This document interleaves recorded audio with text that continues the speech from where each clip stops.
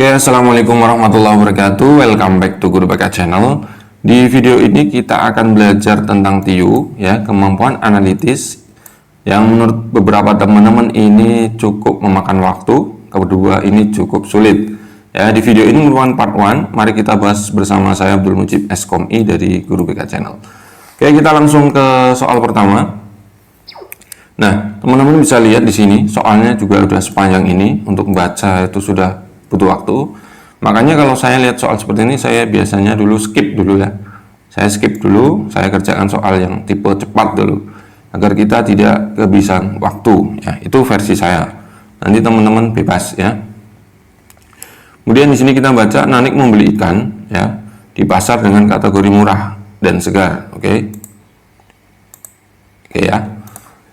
Kemudian dari 5 jenis ikan yaitu cakalang, nila, bawal, tongkol ya, hati-hati ya, dan kakap diperoleh dengan kesegaran ikan sebagai berikut. Harga cakalang lebih tinggi dari harga nila dibanding kakap, bawal lebih segar. Harga bawal lebih tinggi dari harga nila dibanding tongkol ya, hati-hati ini. Nila lebih segar, harga nila lebih tinggi daripada harga tongkol ya, takutnya dapat sepeda ya kalau salah ngomong. Dibanding cakalang, tongkol lebih segar. Harga tongkol lebih tinggi dari harga kakap. Dibanding bawal, nila lebih tidak segar. Jika Nanik harus membeli 2 ikan yang paling murah dan segar, maka ikan yang akan dibeli Nanik itu kakap bawal, kakap nila, kakap tongkol, cakalang bawal, tongkol bawal. Oke, kita analisis dulu. Karena ada 2 variabel, yaitu S variabel ya, harga dan kesegaran ya, harga dan segar. Kita yang pertama, harga cakalang lebih tinggi dari harga nila. Cakalang lebih tinggi dari nila. Ini sebenarnya nggak terlalu sulit, cuma butuh waktu kalau versi saya seperti itu. Dibanding kakap, bawal lebih segar. Bawal lebih segar dari kakap. Oke. Harga bawal lebih tinggi dari harga nila. Di sini ya, harga ya, bawal lebih tinggi dari nila. Kemudian dibanding tongkol, nila lebih segar. Oh, nila lebih segar dari tongkol ya. Ini dah. Harga nila lebih tinggi dari harga tongkol. Oh, lebih segar. Kemudian di sini lebih mahal dari nila ya. Nah, dari tongkol maksud saya, kan salah sebutkan.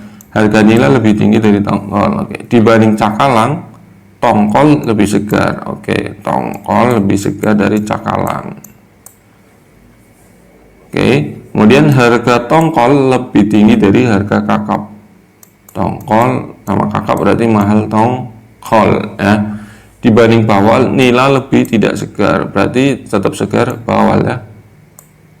Oke, dibanding bawal, nila lebih tidak segar. Berarti kan lebih segar bawal. Oke. Nah, udah ketemu seperti ini. Kemudian kita coba urutkan ya. Misal yang harga dulu nih. Cakalang, nila, bawal lebih segar dari nila, kan kemungkinan di sini. Oke. Ini berarti harga mahal ke murah ya. Harga mahal ke murah ya. Kemudian N lebih dari T, N lebih dari T. Kemudian T lebih dari K. Oke. Kurang lebih seperti ini ya. Yang harga berarti ini paling mahal itu cakalang, paling murah itu kakap ya, K ya. Kemudian yang segar itu B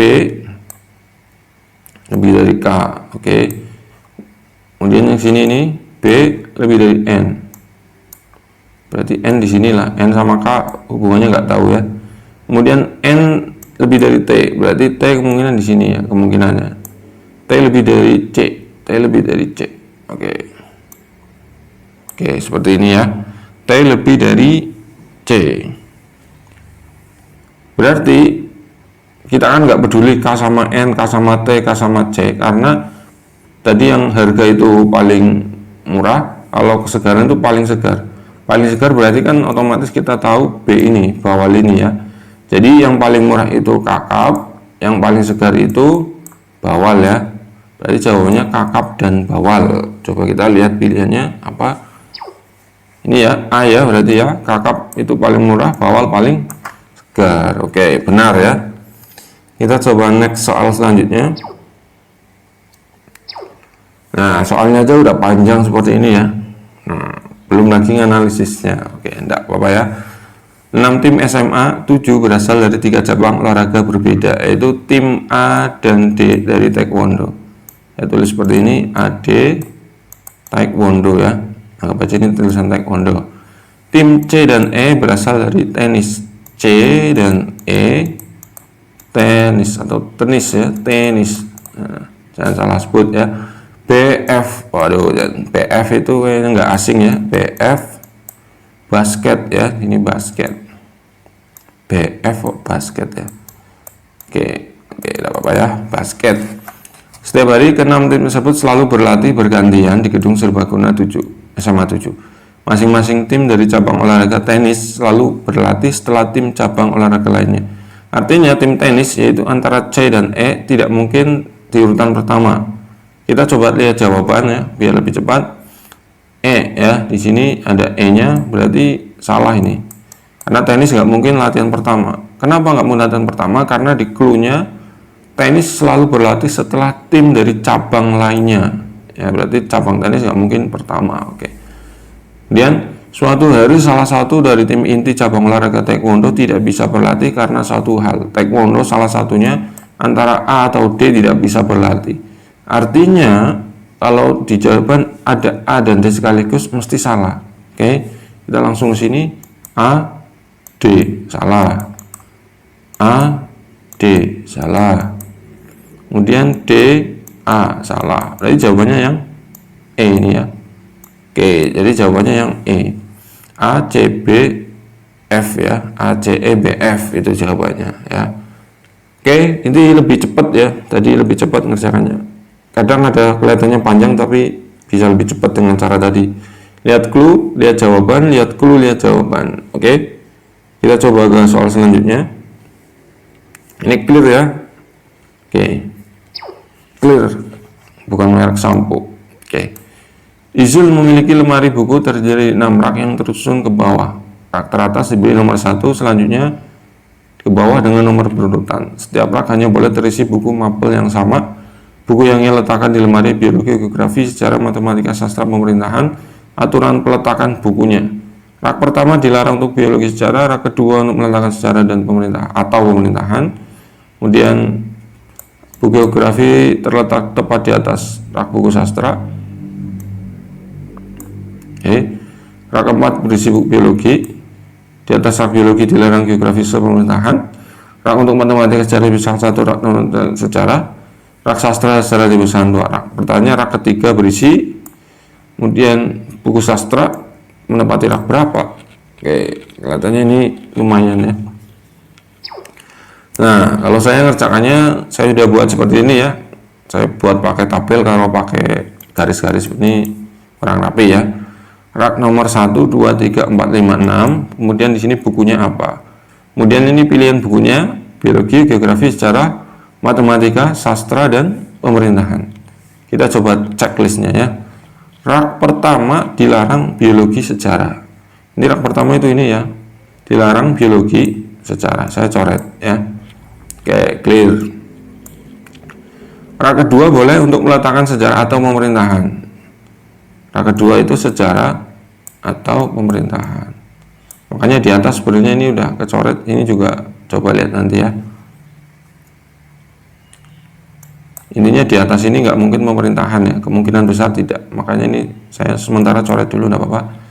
Kemudian buku geografi terletak di atas rak buku sastra. Oke, geografi terletak di atas sastra. Artinya dua buku ini tidak mungkin terletak di rak 1 ya, tidak mungkin lah. Karena ini cuma 1 rak, ini ada 2 buku seperti ini ya. Oke, sampai sini paham ya. Berarti geografi sastra saya coret. Geografi sastra saya coret. Berarti kemungkinan besar yang masuk adalah matematika dan sebenarnya dan pemerintahan, tapi ini kemungkinan besar juga coret. Makanya matematika masuk sini, saya masukkan. Oke, clear ya. Kemudian rak keempat berisi buku biologi. Oke, enak banget, sudah dikasih tahu rak keempat biologi. Di atas rak biologi dilarang geografi, sastra, dan pemerintahan. Di atas rak biologi dilarang geografi, sastra, pemerintahan. Oke, berarti pemerintahan nggak mungkin di sini, sastra nggak mungkin, geografi nggak mungkin. Apalagi geografi sastra itu sebenarnya udah bisa masuk kemana? Sini nih. Karena ini geografi terletak tepat di atas rak sastra, ini yang ini ya. Maka sini sebenarnya geografi, ini sastra. Nah, udah ketemu sebenarnya. Tinggal ini ya, rak-rak ini, rak 2 ini. Rak untuk buku matematika dan sejarah dipisahkan satu rak ya. Matematika sejarah, ini matematik, sejarah berarti nggak mungkin di sini karena dipisahkan satu rak. Namun matematika di atas rak sejarah. Oke. Matematika di atas sejarah seperti ini kalau gambarannya. Tapi dipisahkan oleh satu rak. Nah, berarti kan udah ketahuan ya. Ketahuan di sini nggak mungkin sejarah. Ya, berarti sejarah itu di sini. Berarti di sini adalah pemerintahan rak 2 ini ya. Karena sejarahnya terpisah satu rak dan matematika berarti di sini. Kemudian terakhir apa ini? Rak sastra dan rak sejarah dipisahkan dua rak. Rak sastra dan sejarah. Oke, berarti ini sejarah, ini sastra. Kan dipisahkan dua rak yaitu biologi dan geografi.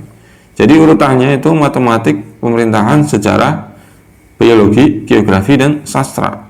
Nah, gampang kan sebenarnya kan, cuma memang butuh waktu dan analitis. Kita kembali ke pertanyaannya. Rak ketiga berisi buku sama buku sastra ya. Rak ketiga itu berisi buku sejarah. Ini ya rak ketiga.